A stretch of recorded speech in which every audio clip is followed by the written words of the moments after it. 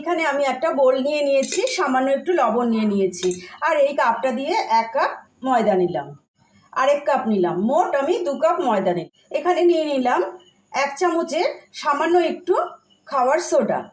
এইগুলোকে এখন ভালো করে কিন্তু মিশিয়ে নিতে হবে। এখানে 4 চামচের মতন তেল আছে, তেলটাকেও দিয়ে দিলাম।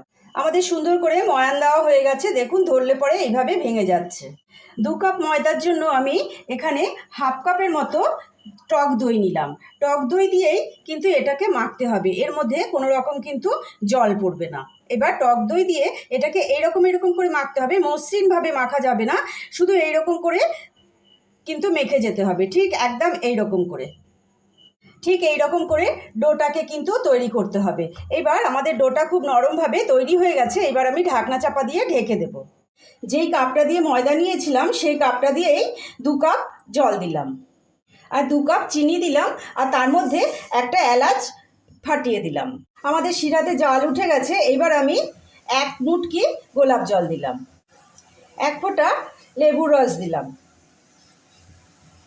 আমাদের শিরাটা একতার বা দুতারের হবে না, একটা পাতলা চিপচিপি ভাব ভাসবে, তাতেই কিন্তু শিরাটা তৈরি হয়ে যাবে। শিরাটা আমাদের তৈরি হয়ে গেছে, এদিকে ডোটাও কিন্তু নরম হয়ে গেছে। এবার খানিকক্ষণ এরকম করে টেনে টেনে লেয়ারের মতন তৈরি করব, ছিঁড়ে ছিঁড়ে এইভাবে ছিঁড়ে দেব। এবার আমরা এরকম করে গোলা পাকিয়ে নেব।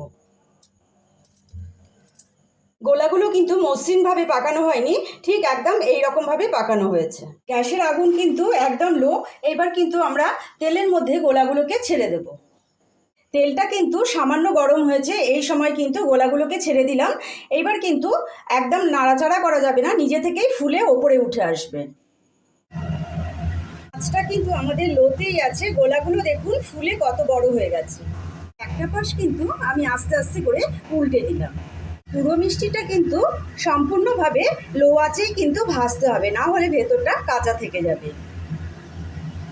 মিষ্টিগুলো কিন্তু সম্পূর্ণ হয়ে গেছে, এবার আমরা নামিয়ে ফেলবো। এবার আমরা শিরাটা একটু গরম করে নেব, এবার মিষ্টিগুলোকে সম্পূর্ণ ছেড়ে দেব।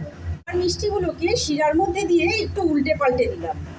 এবার গ্যাসের আগুন বন্ধ করে দিয়ে এবার খানিকক্ষণের জন্য 5 মিনিটের জন্য ঢাকা চাপা দিয়ে রাখবো, তবে হয়ে যাবে। আপনাদের কাছে যদি মাওয়া থাকে তাহলে মাওয়া গুঁড়ো করে ছড়িয়ে দেবেন, আমার কাছে ছিল না তাই আমি গুঁড়ো দুধ ছড়িয়ে দিলাম। খুব সুন্দর একটা রেসিপি শেয়ার করলাম আপনাদের সঙ্গে। পুজোর স্পেশাল দই দিয়ে ময়দা দিয়ে একটি মিষ্টি তৈরি করে দেখালাম সকলের জন্য। বাড়িতে আপনারা অবশ্যই তৈরি করবেন আর আমাকে কমেন্ট করে জানাবেন। লাইক, শেয়ার, কমেন্ট, সাবস্ক্রাইব অবশ্যই কিন্তু করবেন।